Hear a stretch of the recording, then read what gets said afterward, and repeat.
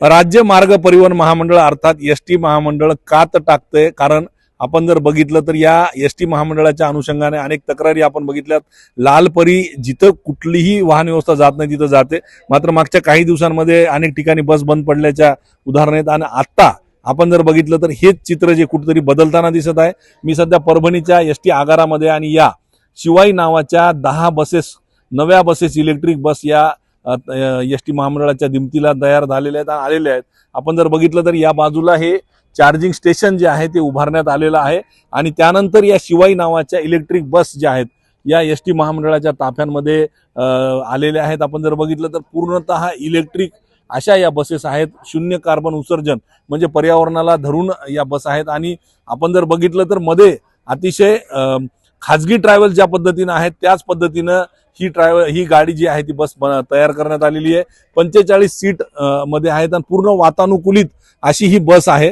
आपण त्यामुळेच म्हणतोय की एसटी महामंडळ कुठंतरी का तर टाकताना आपल्याला दिसत आहे.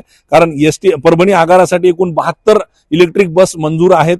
त्यातला पहिला टप्पा म्हणजे 10 बसेसचा इथं दाखल झालेला आहे आणि या बसेस सुरू पण करण्यात आलेल्या आहेत. आपण जर बघितलं तर त्यांची तपासणी जी आहे ती इथं सुरू आहे आणि तपासणी केल्याच्या नंतर चार्जिंग करून ही छत्रपती संभाजीनगर असेल, बीड असेल, लातूर असेल आणि वाशिम अशा या 4 मार्गावर प्राथमिक टप्प्यामध्ये चालवण्यात येणार आहे. एका चार्जिंगमध्ये ही बस जी आहे ती 385 किलोमीटर इथपर्यंत जाते आणि सिंगल चार्जिंगवरून जर केलं तर त्याला 3 तास आणि डबल चार्जवर जर केलं तर त्याला 1.5 तासामध्ये ही बस चार्ज होती. त्यामुळं आणि दुसरं महत्त्वाचं म्हणजे प्रवाशांना ज्या सवलती एसटी महामंडळाच्या लालपरीला असतात त्याच सवलती सुद्धा याला असणार आहेत आणि टप्प्यानुसार याचं भाडं जे आहे ते आकारण्यात येणार आहे.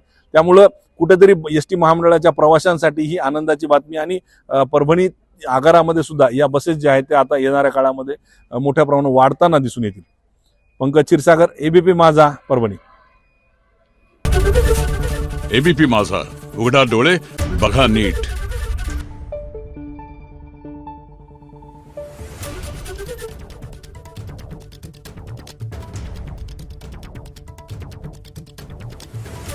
Thank you.